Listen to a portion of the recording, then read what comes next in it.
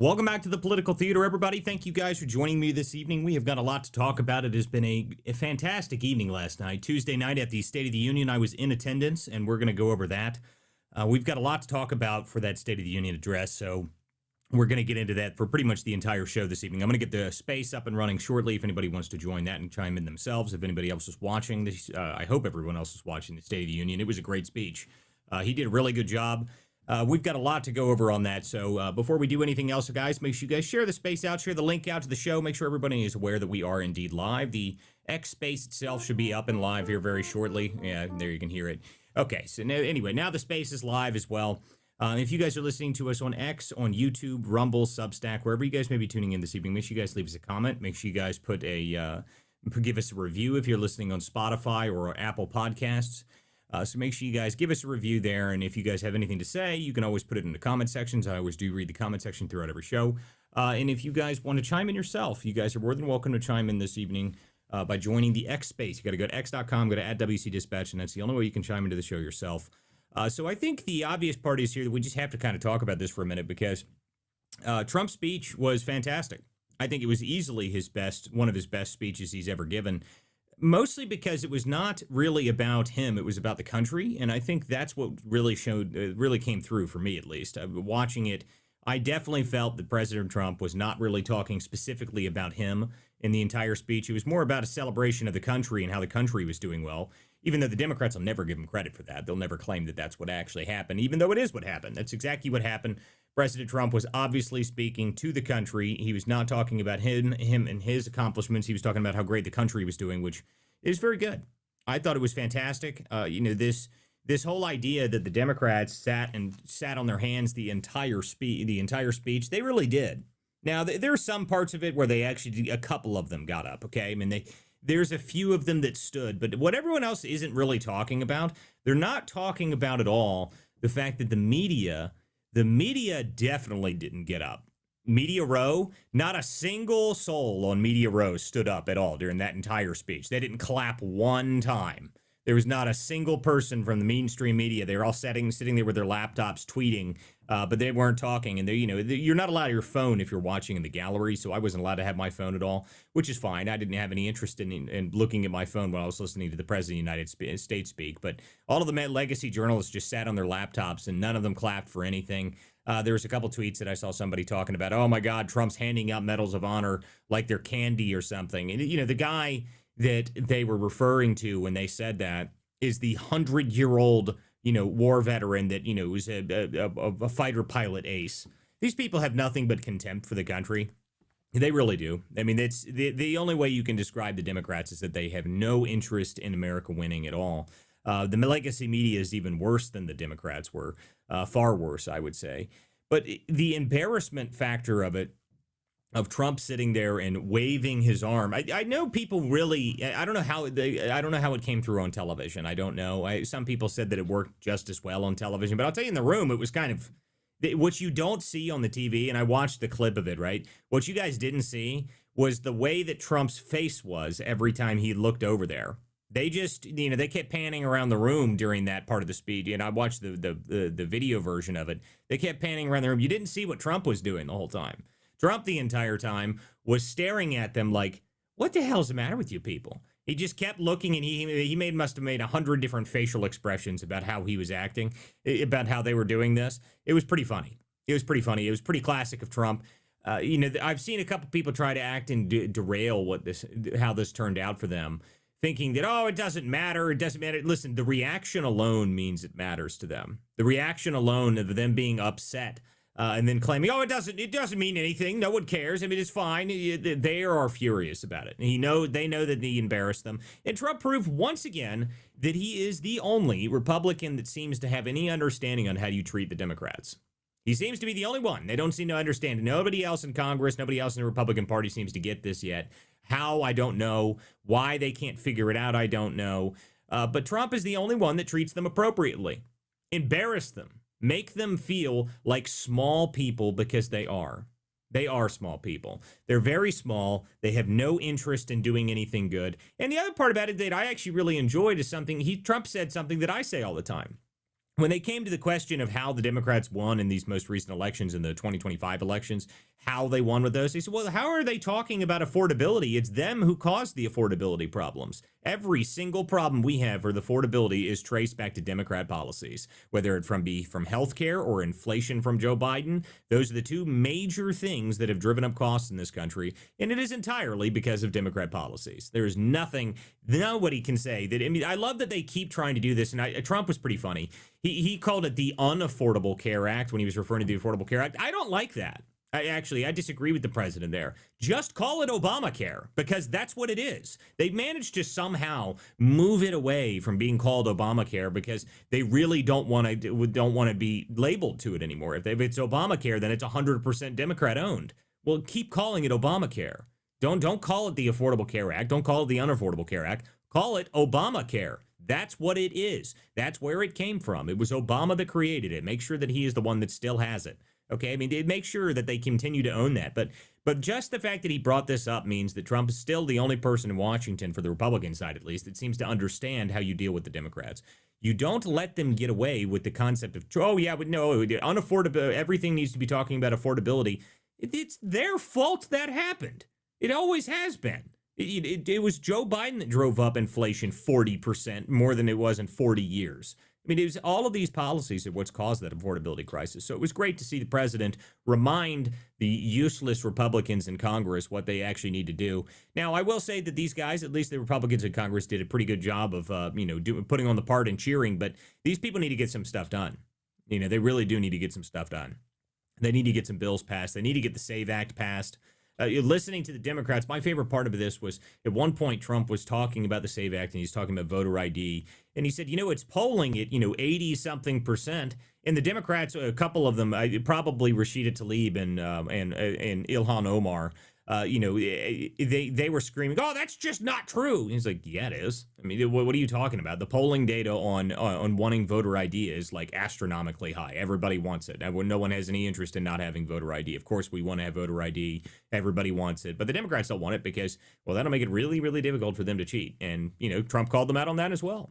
So watching the fury from the Democrats after he embarrassed them, though, back to what we were talking about before, when he asked a very simple question. If you agree that the role of the American government is the duty of the American government is first to American citizens, not illegal aliens, the fact that none of the Democrats stood up, I think they realized the mistake. Fetterman was, I don't know, Fetterman, I couldn't pay any attention to him. I was just too amazed by the fact that Fetterman's going to end up being a Republican. They hate him. But the reality is that I was sitting there watching this, and it was after the long, it felt like 20 minutes in the room at least, but I know it was only 3 or 4 minutes of him embarrassing them like that. What you guys probably didn't hear is the immediate reaction was half of the Democrat aisle realized how bad that looked, and we're all furious and yelling. I mean, they were all screaming and yelling, and oh my God, what's the matter with it? They were furious that he did that to them, and it was great.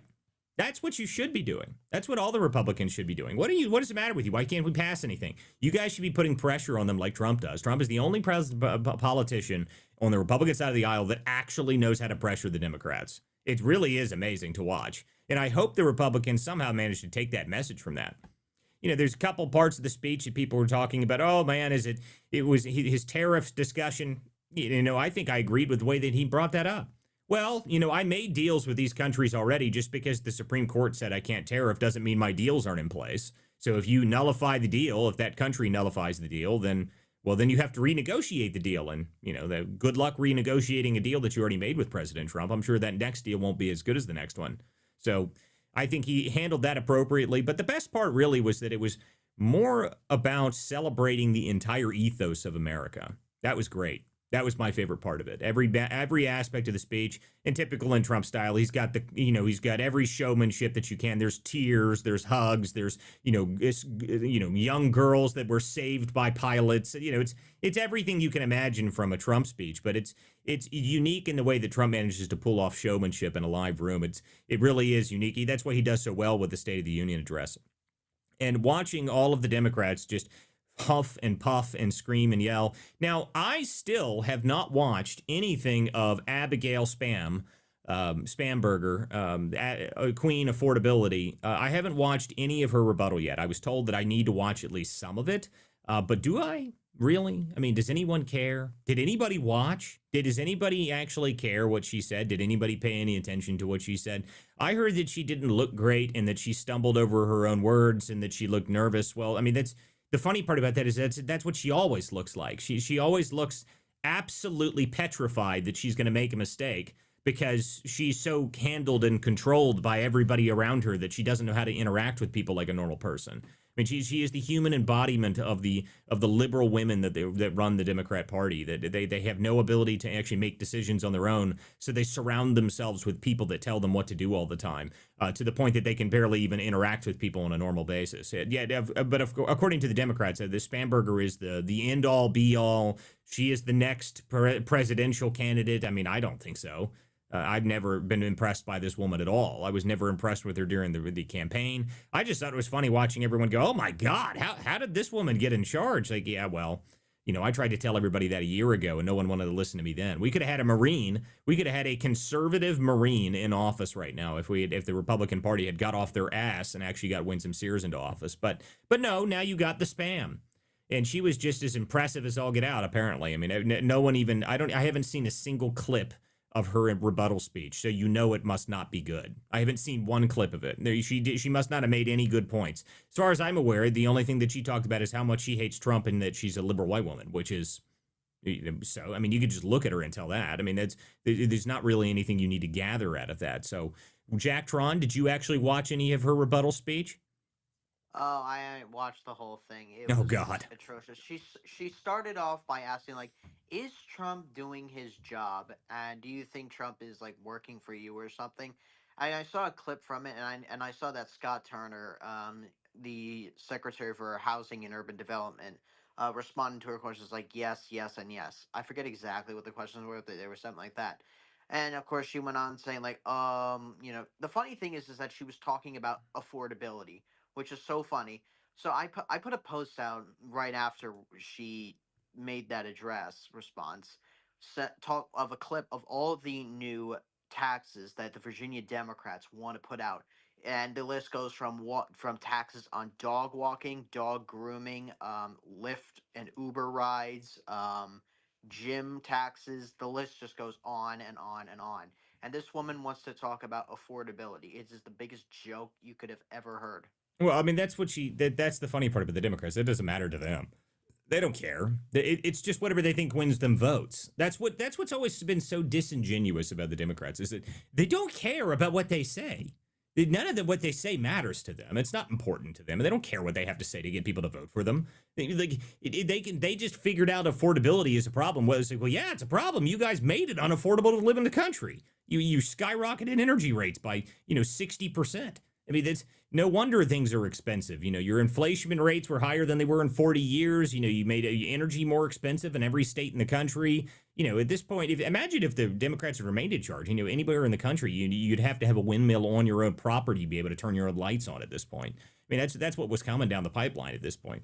But I just was curious if Spanberger did anything other than go up there and be a shrill liberal white woman that is very, very obnoxious to listen to, which as far as I'm concerned, that's exactly what happened. So, thank you for confirming that for me, Jack Trump. And I feel bad for you that you had to listen Yeah, to her talk for the entire speech that she gave. How long was it? it Was it was a long about, I speech? would say it was about like 20 minutes or so. She also went on to talk about Putin, and like Trump kisses up to Putin, What? and yeah, and Wait, wait, then wait. So of how is course. she? How is Trump kissing up to Putin currently? Aren't we currently at war with Putin essentially in Ukraine? Aren't we like still backing Ukraine? Isn't that still a thing?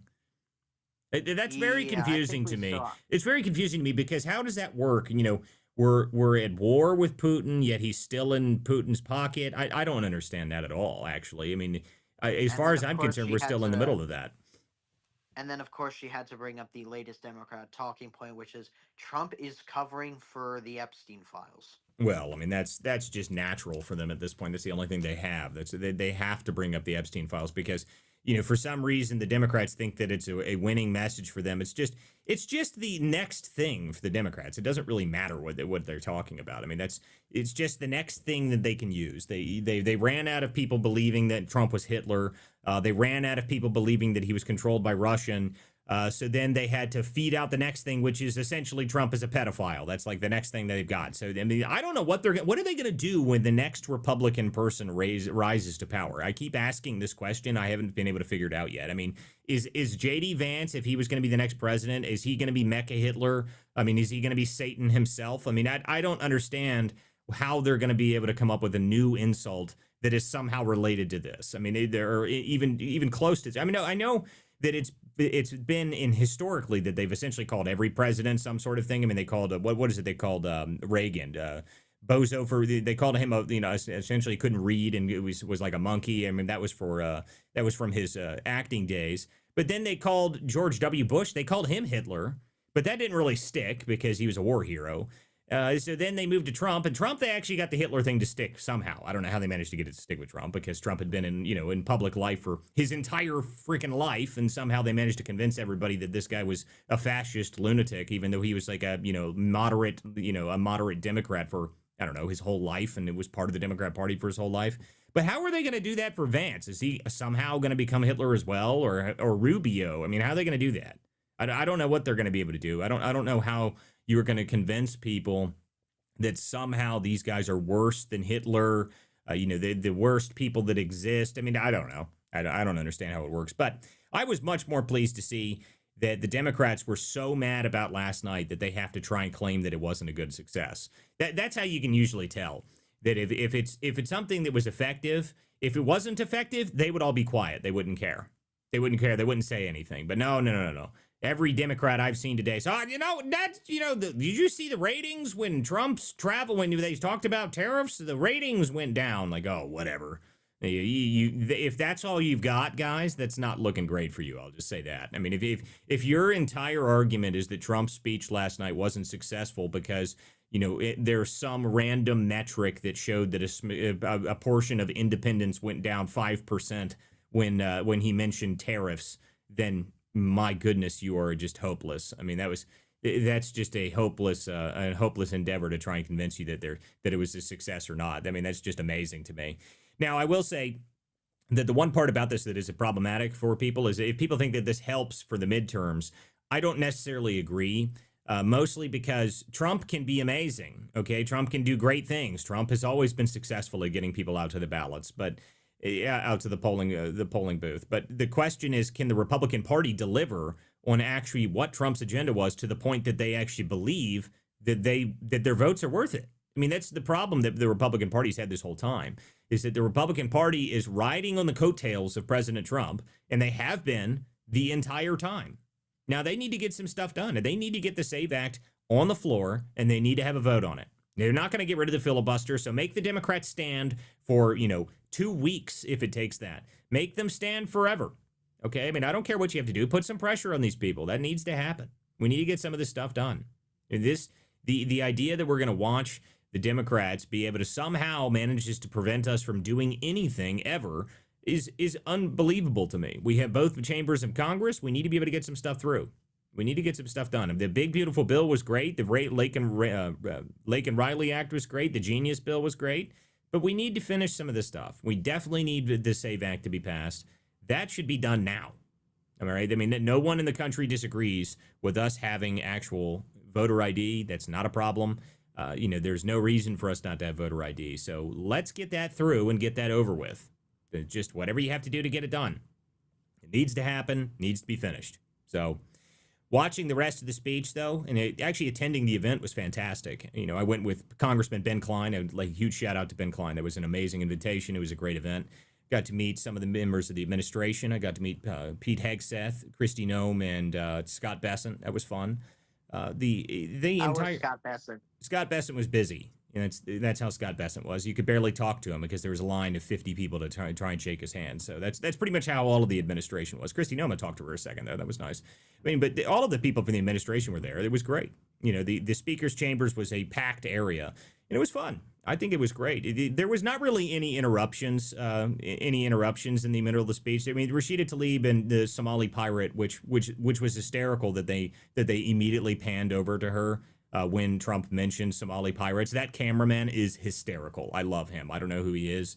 He needs a medal for that. That was very funny. The fact that they mentioned Somali pirates and then immediately panned directly to Ilhan Omar. That was my favorite thing. There was also a couple minute videos of her just sitting there sad that Trump was talking about her. No one gives a shit, Ilhan. Oh my goodness. Ilhan Omar, the most oppressed Somali pirate in the entire country. I want to know how her winery is. I'm really upset, really, with the president that he didn't bring up the fact that Ilhan Omar has a fake winery. I thought that would have been a perfect opportunity to do that, especially if he's going to call the Somalis pirates. That's what he should You have know what gone I'm with. really more upset about that is that Ilhan turned off her comments, and I was gonna ask her. Actually, I have been asking her. Where is your wine? I want that wine. So whenever she turns her comments on, I'm gonna make sure I ask her every post, where can we buy some of your wine? Because I want that wine.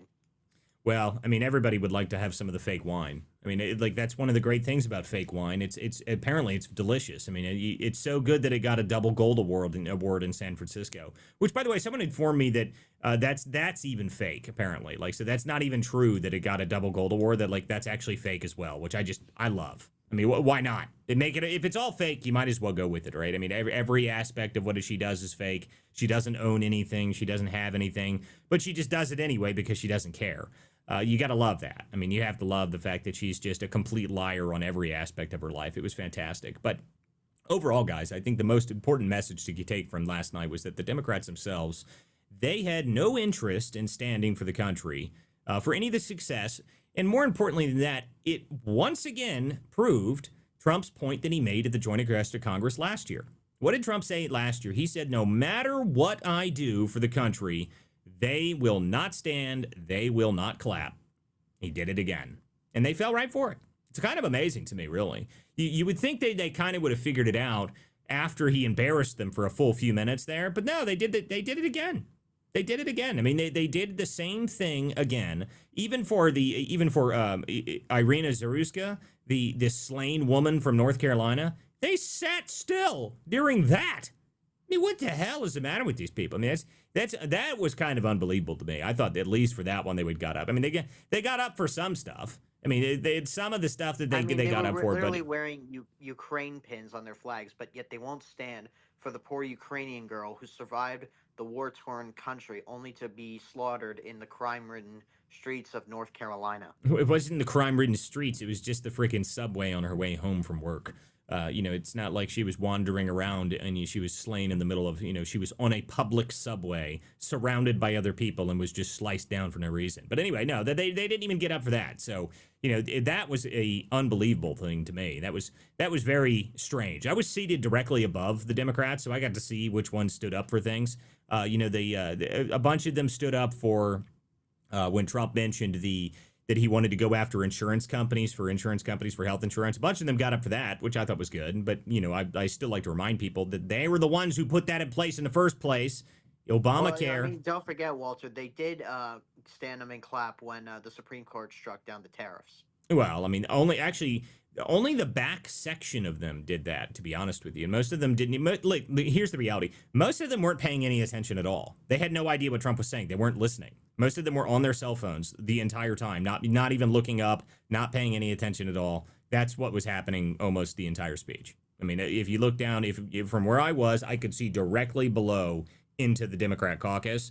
They weren't paying any attention. They don't care. They weren't listening. They weren't paying any attention. Doesn't matter to them. They only stood up. They only got angry when Trump embarrassed them for a full 4 minutes. Just to spend an entire 4 minutes looking at them, embarrassing them. So then they all got very angry for a few minutes at least. And then, they all eventually went back to not paying any attention until he embarrassed them 6 or 7 more times. So that was pretty entertaining outside of that. But guys, I got to welcome a couple of people up here to the stage. What's up, Gregory? How are you? I haven't talked to you in a minute. I'm good. How are you? I'm doing just fine. Did you watch the speech? Yeah, I did, and I got to say it was It was pretty amazing. First off, just in general, the State of the Union was a very good speech. Trump really gave a good speech, like compared to his other speeches and compared to other State of the Union addresses. This is one of the most effective State of the Union addresses. It focused exactly on what the American people wanted it to focus, but also he managed to trap the Democrats. The Democrats directly fell into his trap, and it was perfect because they showed that they were not any less radicalized as they were last year, and they haven't really shifted in all reality. This year they didn't really have all the signs as they had last year, but it was really amazing to watch them fall into that trap. Also, something I found very interesting, as you mentioned, the Democrats were not paying attention. We had like Tom Swazi literally sleeping during the speech. It was a disgrace, and thank God that the American people saw how like utterly disruptive and disgusting these people are. I mean, they're deranged. There's no other word to say. Well, I mean, the derangement part of that, to me, is more the fact that somehow the Democrats recently, over the past few months, believe that they have somehow gotten Trump on a back foot. But the great part about this is that it reminded them that he is still Trump. I mean, you can believe these things are happening, whether you like them or not. But the reality is that Trump has gotten a lot done in this administration. He has. I mean, you can't argue with it. He has had a ton of success on a ton of different things. Sure, there's been things that people aren't happy about, but nothing is going to be perfect. But the reality is he's gotten a ton of stuff done. He's gotten a lot of things finished. And I know in the political world, especially in the political news world, everything moves so quickly and there's so many things happening all the time that we forget some of this stuff. I mean, everyone forgets that at the beginning of the year last year, I mean, we were just cruising through wins like it was unbelievable. I mean, it was just there was a full 3-month period where it was like you couldn't keep up with the news because something was changing in a positive direction every 15 minutes. I mean, you had to have a whole team of people to be able to keep up with it. It was impossible. I remember at one point at the beginning of the administration, I was actually trying to write something. It was called a T5 bulletin, and it was trying to keep track of what each administration was doing at the time. And I was doing pretty good with it. I went all the way until March. I got all the way till March, and then that was when I got swatted, and I missed 3 days after I got swatted because it screwed a whole bunch of stuff up in my life. So, getting swatted after that, I couldn't go back to it. What was I going to do? Restart it? What was it? It was impossible. It was it would take me weeks to be able to catch up with what happened in the 3 days that I wasn't able to actually keep track of it. So just that 3-month period, everyone kind of forgets about that. That was just cruising at high altitude, just blowing through the sound record. I mean, it was unbelievable. So seeing that and getting to the point where we are now, I mean, Trump has done a lot of things. He's done a ton of things. He's got a lot done. He's been a very successful administration for the first year. And I don't think anybody can argue with that. I think that the only people that are upset about things are the things that they don't want to happen anyway. So they were going to be mad about them anyway. The idea that Trump was somehow unpopular amongst the Republicans or that he's unpopular with his agenda, I still don't think is true. I think that there's very small things that people are upset with. But the reality is that the things that Trump won on, the things that he actually ran on, he has done. So if the people that voted for him don't like what he's done, I don't believe you. Okay, I just don't believe you. I mean, what exactly has he done so far that we didn't vote for? Everybody that voted for Trump, he has delivered on exactly what his campaign messages were. Almost exactly. Okay, so there's a couple things. The Russia-Ukraine war is still going. Yeah, he said he'd finish that. Well, it's more complicated than you thought. All right, the Gaza war is over. The Iran war is over. All of that crap is over.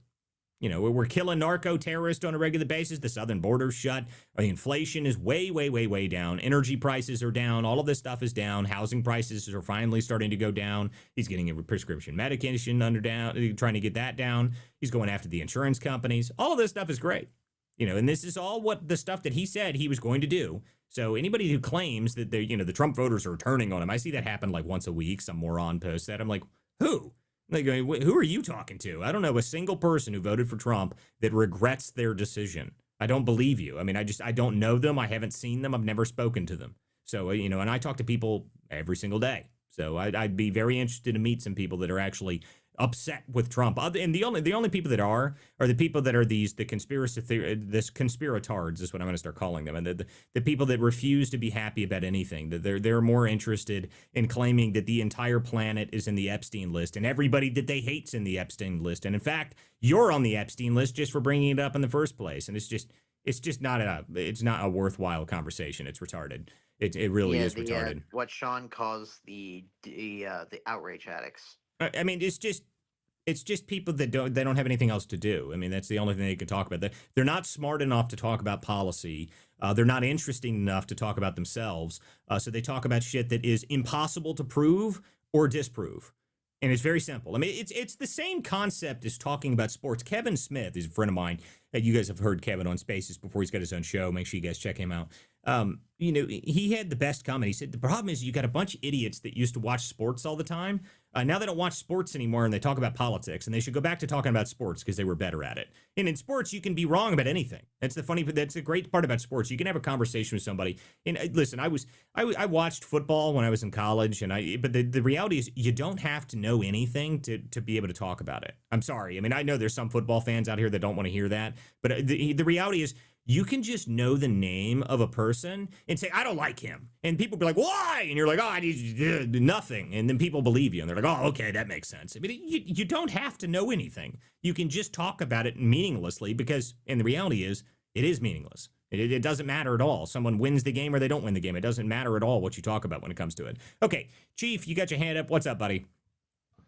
Hey, how you doing, Walter? I watched the State of Union last night, and it was great. And some things that Trump led off with that I was really happy to hear is, he reduced fentanyl smuggling into the country by 53%. Awesome. We saw 12,000 less overdose deaths from fentanyl and methamphetamine last year, Trump's first year. He said he was going to do that. He's delivering. He talked about the reduction of homicide rates. He said he would make the city safer. LA's got the lowest homicide rate since 1959. Chicago's way down, New York's way down, our three major cities. Also, obviously Minneapolis is down 18%, St. Paul 50%.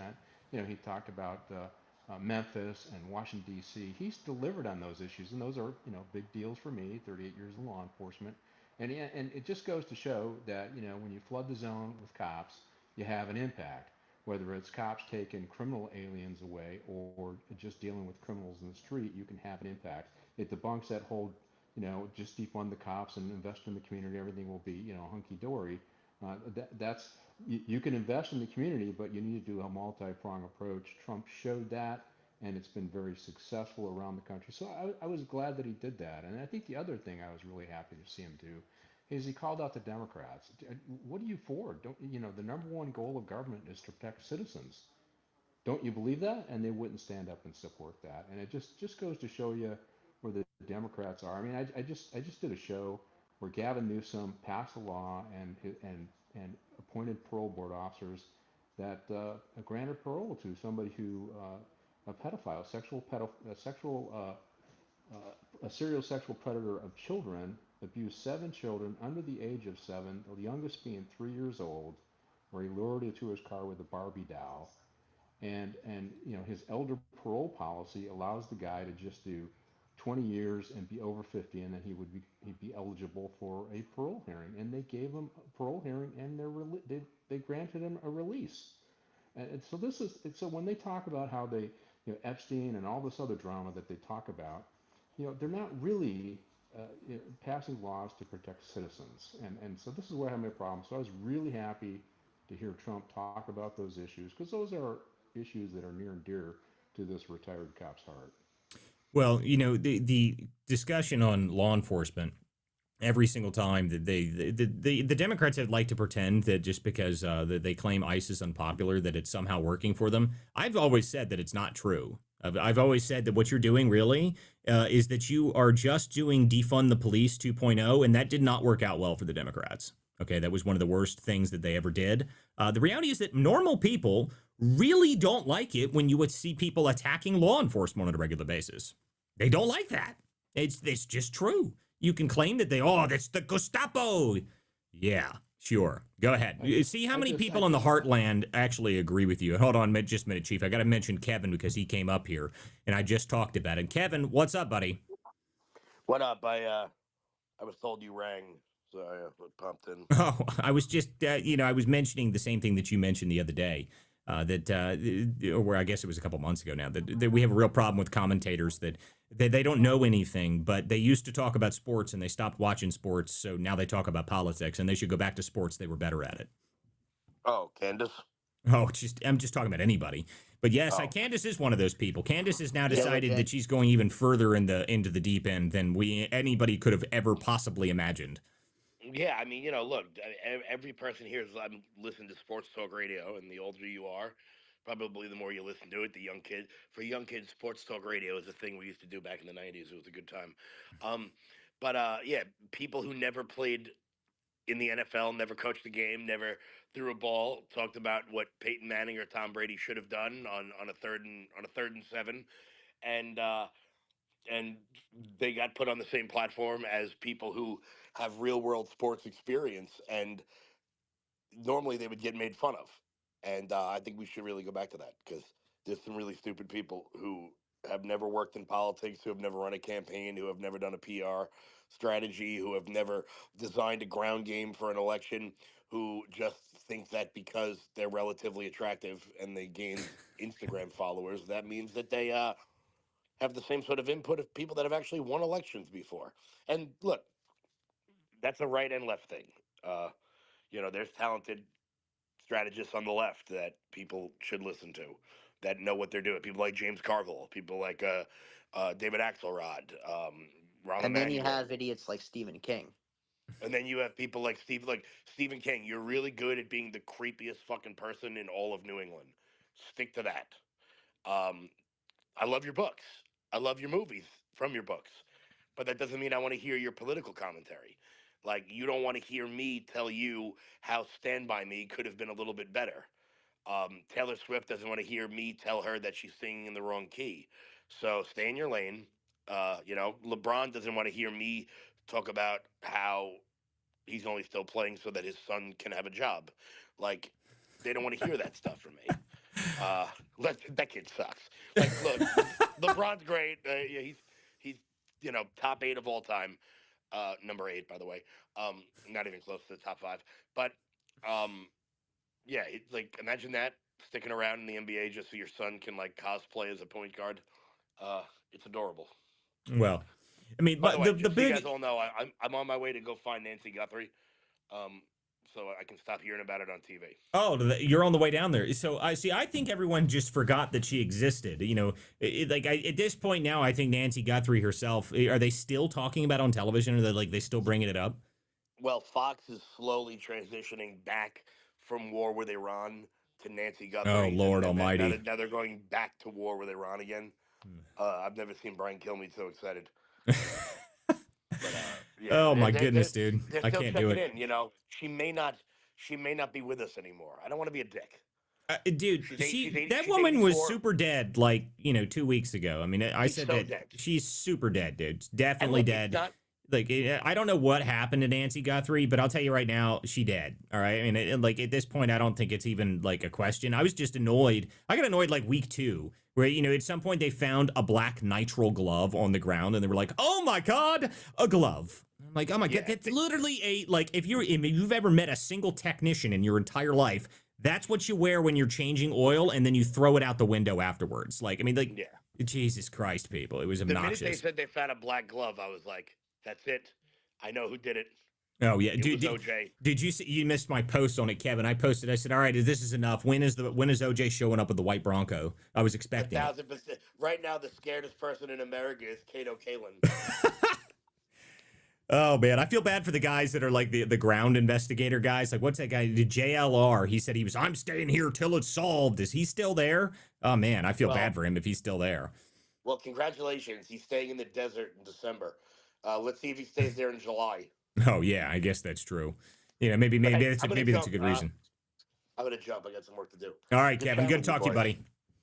All right, later. Walter, Later. there's no way they're gonna find her. That woman is dead. Oh, yeah, she's been super dead dead for weeks. Yeah, she's super dead, dude. Yeah, she's super dead. I just said that. I mean, at this point, she's super gone. But anyway, you had your hand up, Jared. So go ahead. Yeah, so I did see Kevin. Good luck out there in Tucson. I actually thought about going there at one time. I was like, I was like, nah, I'm not gonna waste See, my I time thought about there. it while I was on the road when I was out in LA. I was like, it was Yeah. 5 degrees in Ohio. I was like, I could go see what Nancy Guthrie's case is up to. But, I mean, I don't care that much about, the dead woman. I don't really care. So anyway, continue.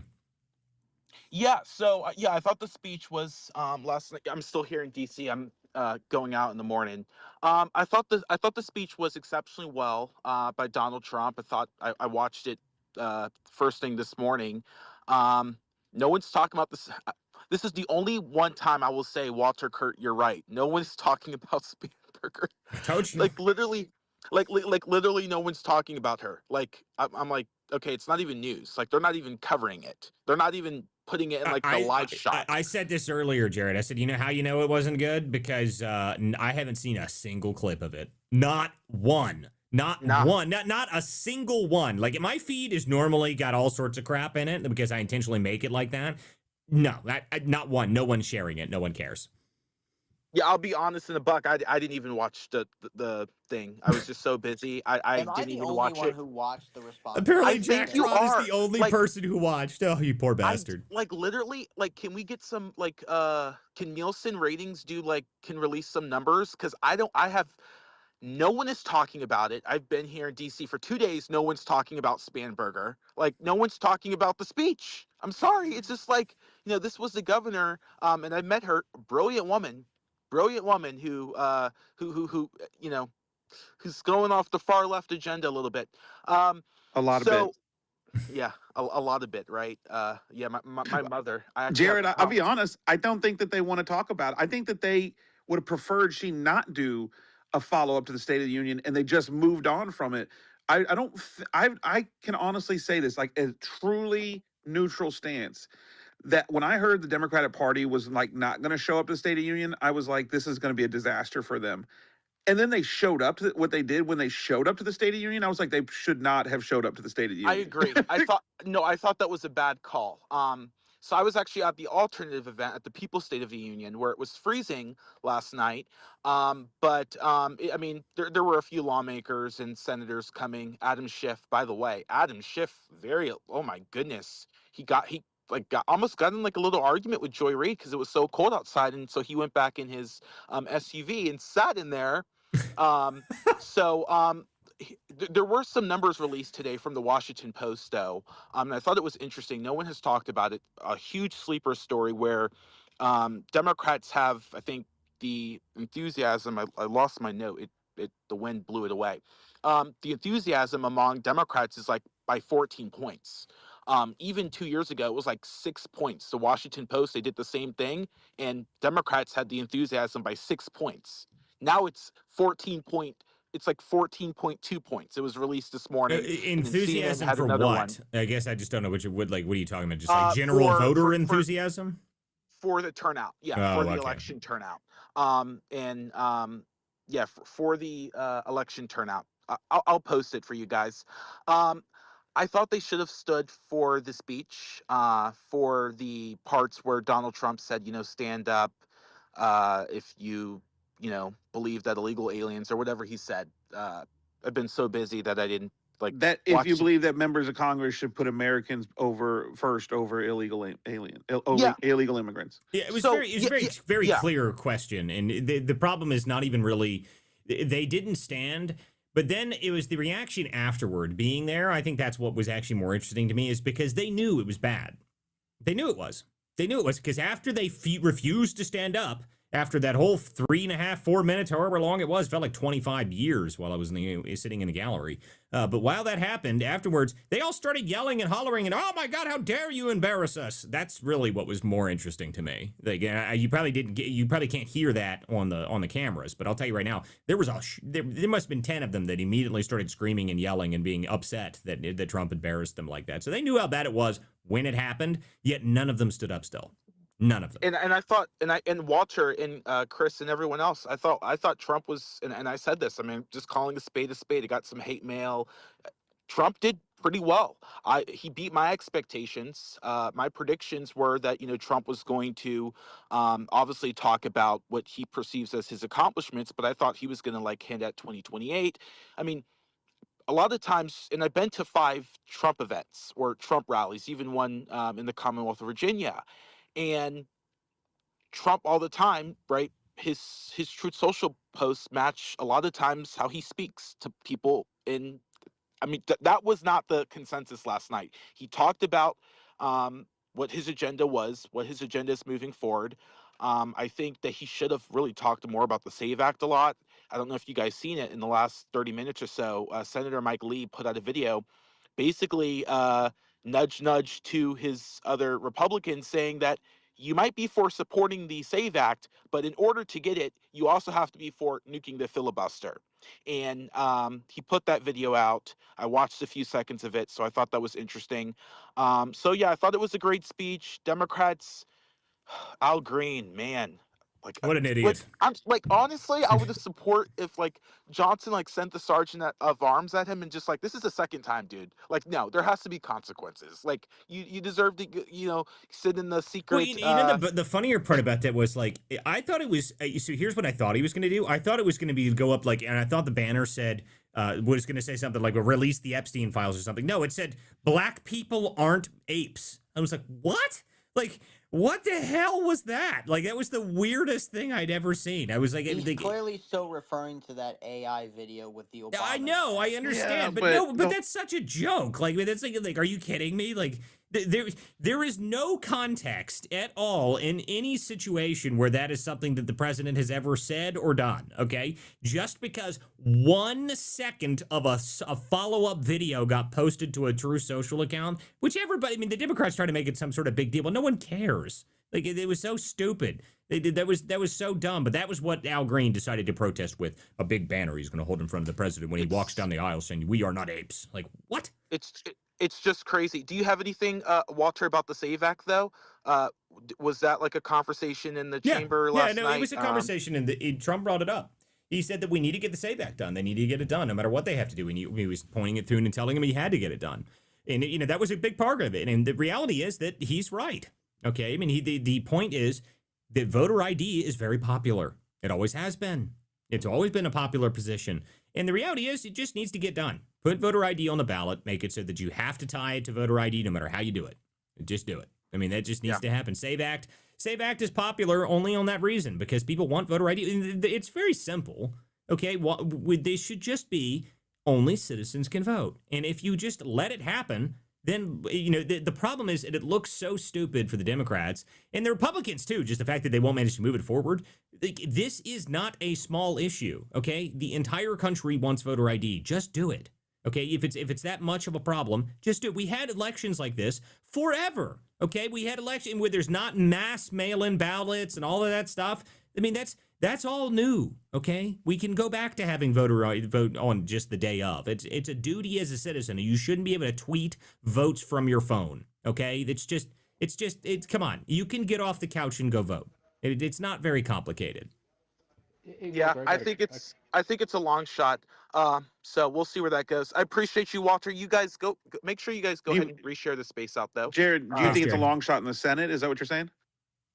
yeah, I just think that you have Susan Collins, you have Mitch McConnell, and then Murkowski. I just think that you don't have the votes. The math is just not mathing, and I Well, think we'll see. I there's, mean, there could be 50 meetings in DC, and it still won't go anywhere. So, yeah. you never All know. right, I appreciate. Yeah, you Thanks, guys have a for great coming rest on, of your night. Jared. Sorry I didn't manage to miss you in DC. I was hoping I would get some time, but I just didn't have any time. I was too wrapped up in the morning. And to be honest with you, when I got back to the hotel room last night, I was like, maybe I'll go out and do something. I sat down. I was like, oh nope, I'm not going anywhere. I mean, I left Ohio at 4 a.m. So I guess it's not that surprising. I was tired. Oh wow, there were flights. I didn't know. There was flights that go at 4 a.m. in the morning. Well, It's like I leave my 6. house, get to the airport by 5, and then leave out by 6. Oh, That's, okay, that's fair. That's so fair. I All left right, my you guys house. have a good one. Yep. Later, Jared. Good to see you, Jared. buddy. Betty Rose, you came up here and put your hand up, and I always want to hear from you. So how are you, Betty? I am fine, Walter, and I loved last night. um, there was, and I'm glad you got there, and I'm glad that Matt from North Carolina Mountains was invited to attend. I just wish some more folks who had done so much good work up there in Western North Carolina after the hurricane uh, had been invited, because it's the one guy with his daughter who, I've forgotten the name of his business, but he's got one of the big, machines that went and cleared out creeks and Hmm. riverbeds and all of that for nothing. He didn't charge anything for over a year. And he really needs to be given some sort of an award. But back to last night, um, three things I wrote down while you folks were talking. Al Green scares the heck out of me. And if I'm sorry if this sounds, well, it's not racist, because if he were white, I'd be scared of him too. He is the meanest looking congressman that walks the street of Washington. I've always felt that way, but so I wanted to get that out. He is scary looking. And I think that I noticed last night that Chip Roy was snubbed by Trump. Did you notice that when you saw them walking in? People were mentioning it online, that because Trump kind of faces one way and then turns to face the other, and Chip Roy. When I read about it, I then went back and tried to look at some of the stuff showing him coming in to the chamber, and he was right there on the edge and looked like he leaned over to try to get Trump's attention, and Trump just went right on past him. And then Roy kind of turned away. So I don't know what's happened in the last few days, because some of these. Betty, I Go will ahead. say one thing. I wouldn't give a whole lot of attention to that, because Trump walking in, the entire progression of Trump getting there was a whole ordeal in the first place. I mean, before the cameras start rolling, I mean, just the entire room is just full of people and everyone's talking the entire time, and they try and keep people quiet just to be able to get this thing rolling. I don't think Trump had any idea who was in front of him. He just shaking hands to get to the front of the line. I mean, that's pretty much all he was Right. doing. Well, I did notice, or I did not see, the Congresswoman from Texas, I believe Texas or either California, was always there, would get there hours earlier to be there. Now, she's not the one who has died, is she? Who was always there to shake hands, whether it was a Republican or a Democrat. You know who I'm talking about? No, I do not know who you're talking about. Okay, I can't think of her name, but she got herself there hours earlier, always dressed to the hilt, and was right there to reach out and shake a hand, and of course she was a Democrat, but whether it was a Republican or a Democrat. The other thing I wanted to ask you, you were talking about how they've got to get this legislation passed. It's funny to me how all these Republicans enjoy the popularity, uh, like last night when they were all standing up and cheering. But then we've got the uniparty of the Democrats and the Republicans who are really keeping anything from getting done. And so I just wonder, and I know they've gotten some more to sign on the Senate side that they would support, if this legislation got to the Senate. But it is scary, and I just don't trust any politicians anymore. I'm sorry to say, I've been around long enough, as you know. I was very naive, and boy, have my eyes been open in the last 10 to 12 years. But politics is a dirty business. And as much as I would like honest people to step up to the plate, I can understand why no one who values their family, their business, and they're willing to leave for a few years, not make it their career. And that's what's happened. Uh, uh, they're just not going to get into it. So someone like you needs to run. Someone, I mean, some of you all who are outspoken, who understand government, who know how to get things done, need to step up, because I just don't think we can't vote out the uniparty in the next 4 years or 8 years. And they are keeping us from getting things done. And the last thing I'll say is this. I hope that my friends and acquaintances who are still Democrats, because down here, you still have people whose families, back for 100 years were Democrats. Um, they are conservative, but I just don't think they would ever vote. They may have voted for Reagan, but if they couldn't see last night what Trump was asking, I mean, he set it up just fine. Now they're all mad because they felt like he set a trap. I responded to your friend Maine on X. You were writing and he was writing back, and I listened to him the other night. I thought he sounds so calm, cool, and collected. He and Walter are really getting along nicely together. But no one asked him about his home state of Maine, which is as crooked as it can be. I wanted to ask him, well, I did put a question in there about it. What does he think about what's going on in his own state with his governor? But be that as it may, now I forgot. See, when I jeered off a little bit, I forgot what the main point I was trying to make. Well, that's But all right. I just You go ahead. You're just fine. The reality is, one, Maine is somebody that is actually one of the less insane Democrats that I've ever met, but he also still plays the game of the Democrat Party because he believes that's the very vehicle that he has to use to actually get elections done. And that's just Right. true. I mean, sometimes you have to play the game. I don't really play the game because, and that's the reason you asked why I wouldn't run for office, because they wouldn't let me run for office. That's the reality of it. I would go to run for a GOP seat, and they would immediately all treat me like somebody like Trump because I wouldn't listen to them. I mean, that's the problem. You have to be able to listen to people and be able to convince them. And I'm not nice enough. Okay, I mean, I half of the Republicans in Congress, I've called a useless, spineless weasel at some point. I mean, that's kind of a problem for you if you're trying to get into Congress. If you've called most of Congress spineless weasels, they don't tend to like that. Fortunately, I'm still got some friends, so it was very interesting wandering around in the Capitol building. Fortunately, I wore my very non-distinct bright blue suit with an American flag tie. Oh, you look great. I love the there's picture. definitely no one in there that immediately saw me and was immediately turning around in the opposite direction. I just was just quietly wandering around. It's very entertaining. You Most look of the time, great. journalists don't normally get invited to be guests at the State of the Union, so that was very entertaining to watch. So I just kind of wandered around. I did see Nick Shirley and talk to him for a moment. So he was one of the other few journalists I know that was actually there. Matt Van Swalla is actually there. I got to see him just briefly for a moment there in the speakers' chambers too. That was great. But Well, I anyway, know he was looking forward to seeing you. Yeah. I was great to see Matt. I love Matt. Matt's a great guy.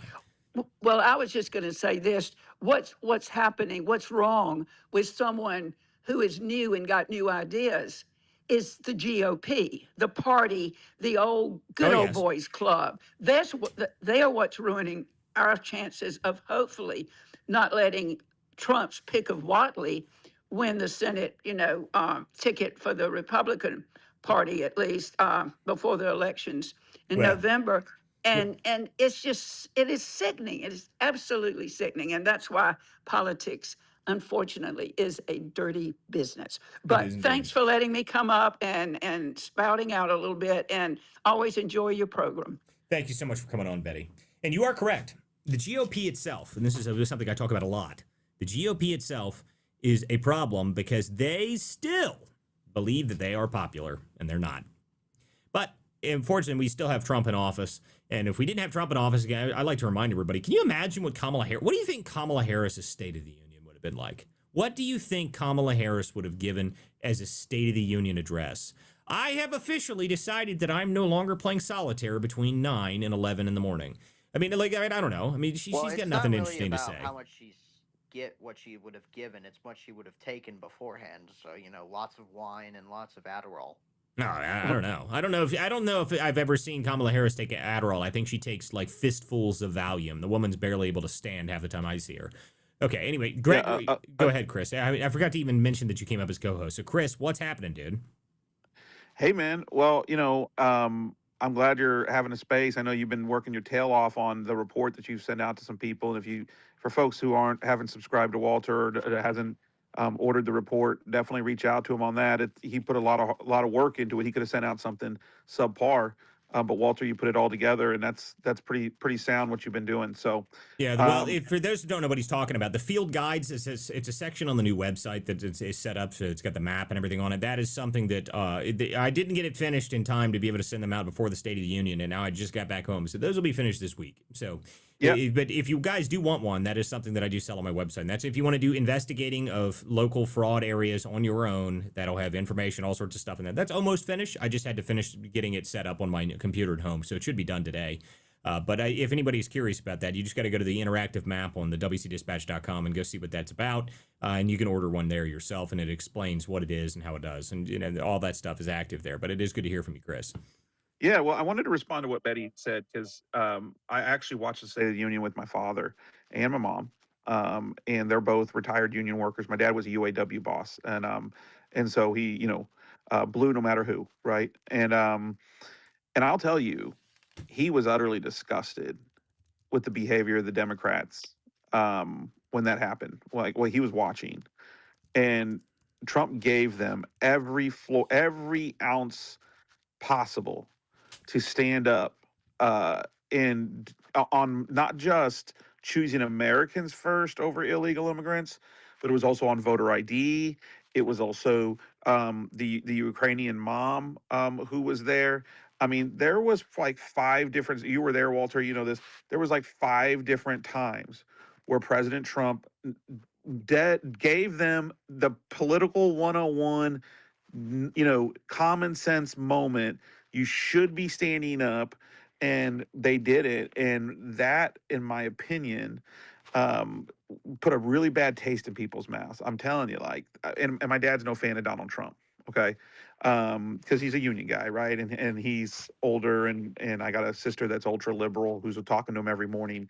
But the point is, he was like, "What the hell are they doing?" That was a direct quote, by the way. And so I think that turned a lot of people off. To be real honest with you, I think Trump was really, really, really good and really calm in those moments, and I think his liners in that moment were perfect timing. It was almost like a little old school Trump, 2015, 2016 Trump.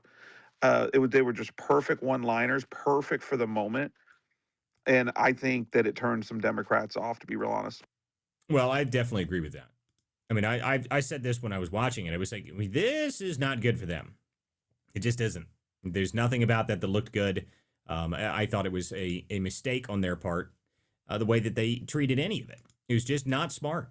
It looked terrible on their part, and everybody saw it. So, I don't know how they managed to play it off, and I don't think they can, which is part of the reason I actually agree with what somebody said a minute ago. They said that, well, no one's talking about Spanberger. I don't think they want to talk about the State of the Union at all. I expected the mainstream media, they're going to try and move on from this as fast as they can. That's what I think is going to happen, actually. I think they're going to try and move on from the State of the Union rapidly, quickly, make sure no one talks about it. Just it's over. No one wants to speak about it at all. That's the way I think it was actually happening. Sorry, I don't know who just came up here, but guys, if you just put your hand up if you want to talk, guys. This show is broadcast on a couple different places, so just that's the way it works here on this show. But anyway, but yeah, no, I don't think they want to talk about it. I don't think they want to talk about it. I think they want it to all go away.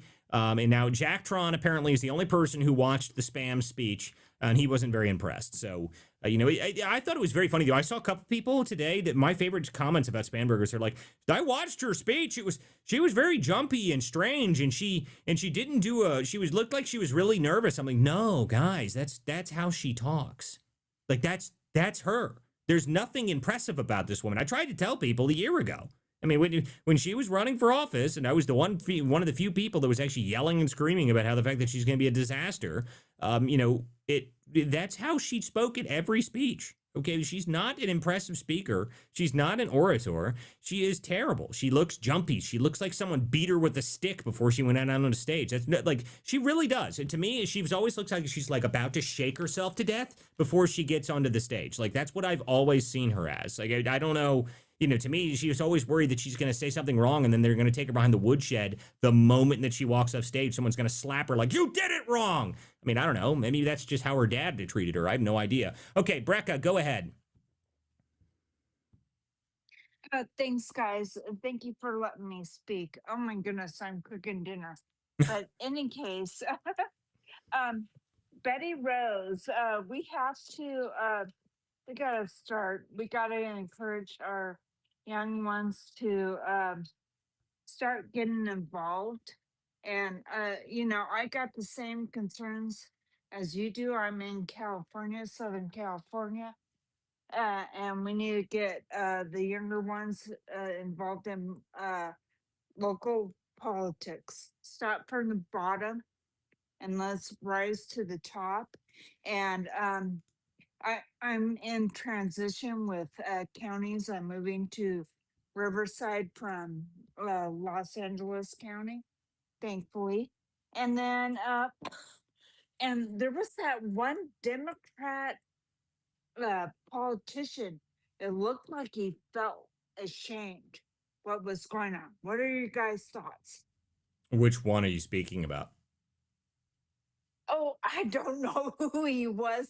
He was just like The one Are you that's it's referencing the guy? Are you she's referencing the probably guy that had watching. the? He's probably referencing the guy that there's the video of. You can see him. He like put his hand in his face into his hand, and that's like that. yes, I yes, think he was yes. actually Thank you. sleeping. Just so you were aware. Like I don't think he Was actually. Yeah, I think she's talking well, about Walter? Was Tom. that the guy with the Ukrainian flag on it, pin on his shirt I don't or know. suit coat? I don't remember. Yeah, Yep, I think that that was was the him. guy, and they show him, and yeah, he was definitely asleep. Yeah, he was definitely asleep. That's Tom. What's his name from New York '03. So that's George Santos's old district.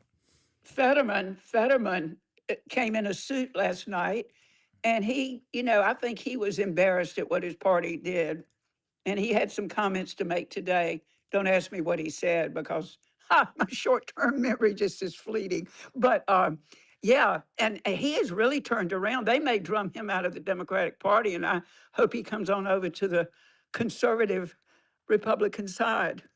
I think you'll see Fetterman run for president on the Democratic side.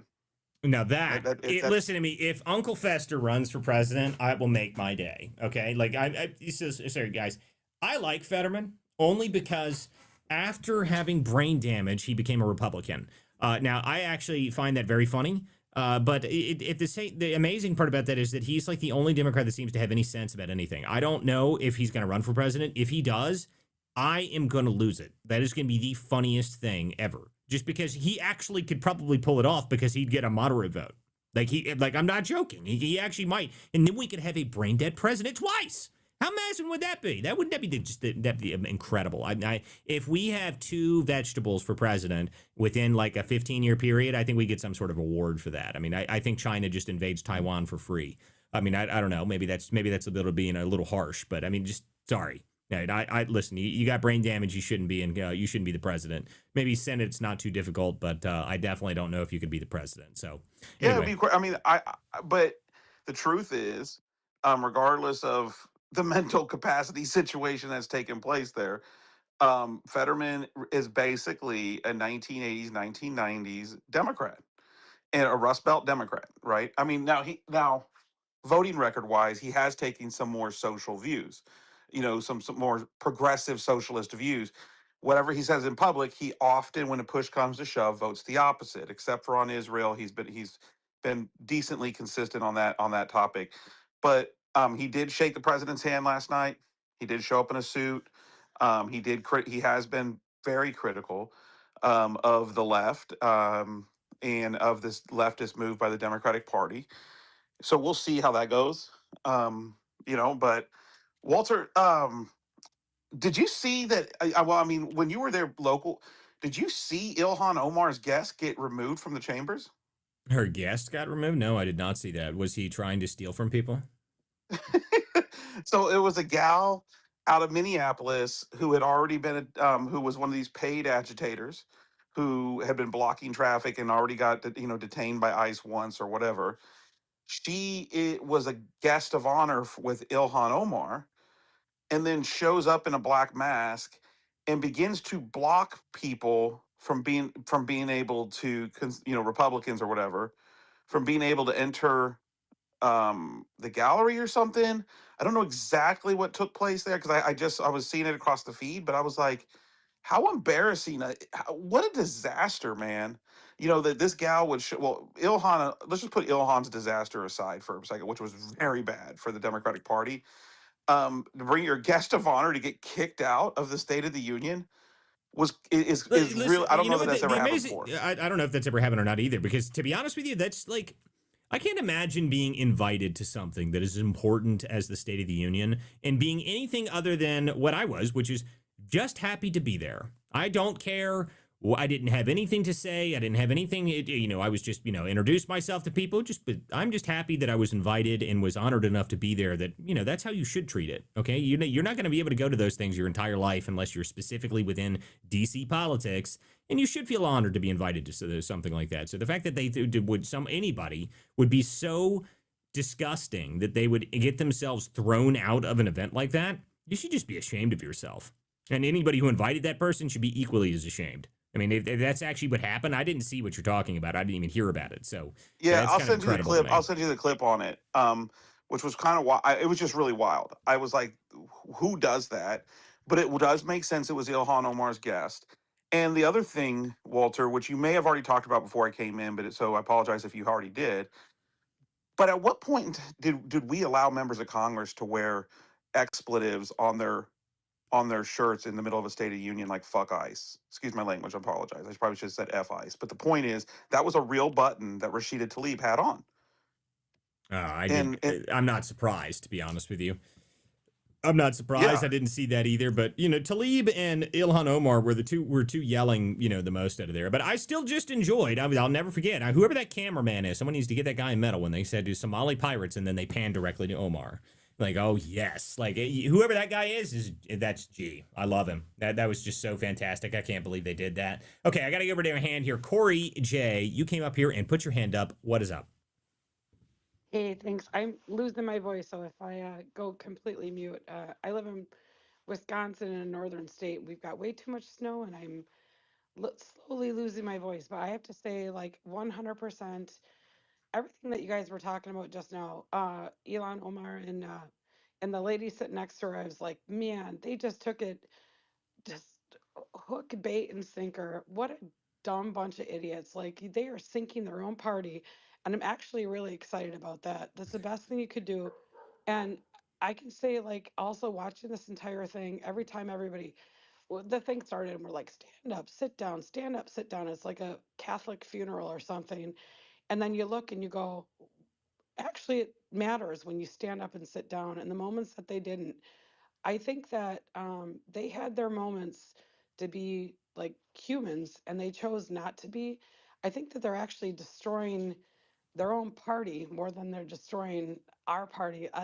Well, I don't know who's here, but the Republican Party, they're making themselves look like disheartened assholes. You know, it's not cool to like stand up there when someone's got a little kid on their hip that got hurt really bad or a 100-year veteran, and you can't sit back and defend that or defend my parents are like 80 years old and they get social security, and you're not going to stand up for no taxes on that. Like at some point you have to look and say your constituents are looking at you going, wait a second, we don't we don't agree with this. Like, I think that there's a separation right now. And I saw this like from the people that I know. Facebook is so freaking old, but I've got so many friends and family on there. And what I realized was it was so base before. And everybody used to, anytime Trump spoke, everybody used to come out guns ablazing, talking all kinds of bullshit. And this morning, there were like two people had something to say, and everybody else just shut the hell up. I think that they're starting to backpedal and go, I don't want to stand behind this anymore. My I don't want my signature on this. I don't want people to know that I endorse this anymore. So if that makes sense, I think Trump did a kick-ass job yesterday, and I think that the Democrats really sunk their own ship, and I hope that this continues just the way it's going. I agree with you. I think it looked terrible for them. Now, I will Yeah. say that my biggest point that I try to make to people is that I don't know if this is going to have that much of an effect on the midterms, simply because we are still a lifetime away. And that's what I keep. The Democrats for months, the past couple months, they felt like they had some sort of upfoot. Like, I mean, they had us on the back foot. They thought they were doing great. And now this speech happens, and they're like, oh no, Trump's still Trump. Like, yeah, well, this is kind of the way it works, okay? We were a long way away from the midterms, people. Lots of things can go wrong. Lots of things can happen. Lots of things can go well. Lots of things can go right. I mean, you have no idea. I think Chris has brought it up before. Like the biggest evidence of anything can literally go wrong was 9/11. I mean, like George Bush, that was actually a thing that like he was losing in the polls. He was doing terrible, and then that happened, and then everything changed. That's true. That's a true thing. So you never know what's going to happen. Okay, so I like to remind people that we are a long way away from anything happening in the country before we get to the midterms. The whole world could blow up before we get there. Who knows? Maybe everything will be fine. Maybe the Democrats will figure out something else. Maybe they won't be affordability. Maybe they will completely move on from affordability. Who knows? No one has any idea Can what the I next thing is, or even what I the just name. say Go ahead. Can I just say one thing? Give them enough rope to hang themselves because they're doing it. Just give them enough room to hang themselves because they obviously are not smart enough or aligned enough with their own party to come together and say, this is when we stand up, sit down, stand up, sit down. I would look at that as an opportunity and say, they are not aligned as a party. They're a bunch of morons. And I just say, run with that. Yeah.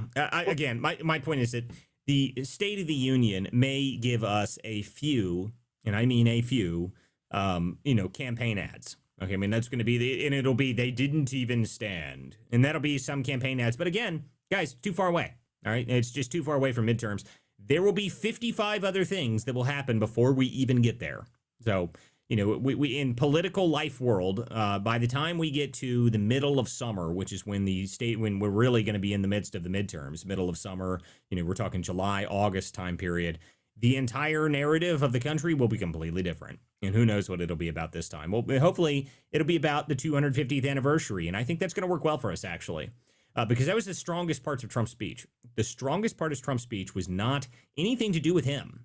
Actually, nothing to do with him. It was about celebrating our ethos as a country. And that's actually what I really think the Democrats didn't stand for. That's what really bothered me the most, is that they don't want the 1776 attitude of America is great, America is amazing, we are going to succeed, we're going to build, we're going to be more powerful and stronger than anybody else in the world. They do not want that. They don't want it. And that came through very clearly last night. Guys, I think we're going to cut it off for the evening. This was an interesting show. It was a great show. I have been traveling like crazy. I'm going to enjoy the rest of my evening. Guys, thank you guys for coming in this evening. This is the Political Theater. I'm Walter Kurt. I hope you guys enjoyed the speech last night. I hope you guys enjoyed the show tonight. We will be back tomorrow night at 9 p.m. Hold on a minute here, Jacktron. I've got to go, dude. I've been on the road forever. I was just gonna say one thing. You should just go check out the thing 0 Hours posting. It's hilarious. No, I don't have time for that. Anyway, so guys, next time we will be back on tomorrow night, 9 p.m. for more of the Political Theater. I appreciate everyone who comes to the show. Guys, go check out WCDispatch.com. Check out some of the new stuff we got on there. Then go to the interactive map. You guys can see that up and running. And the field guides, everybody who ordered one, they will be going out here shortly. So I appreciate everyone who comes to the show tonight, and I appreciate everyone who subscribes and supports this show. This show is run completely by myself, independently. So I appreciate everyone who comes to the show, and I will see you guys tomorrow night. Thanks, guys.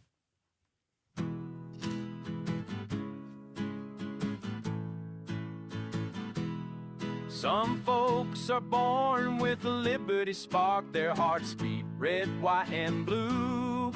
When the anchors sneer and the cameras bark, they turn the lens right back at you. Truth bound, ain't for sale, ain't for sale. We're not the party line sons, no, we ain't for sale, ain't for sale. We're the vigilant ones, so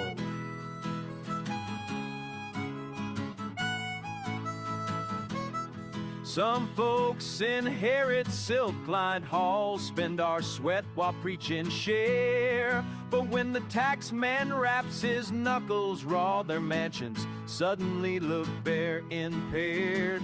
Ain't for sale, ain't for sale. We're not their banker-raised hares, no. Ain't for sale, ain't for sale. We're the vigilant ones, so